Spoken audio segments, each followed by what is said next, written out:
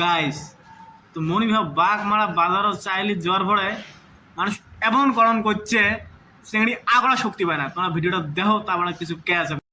না কোটে গেছি মা বাঘ বাঘ বাঘ মারা তো গাইস দেখলেন তো ভিডিওটা, কম কি আগড়ে বাঘ মারা।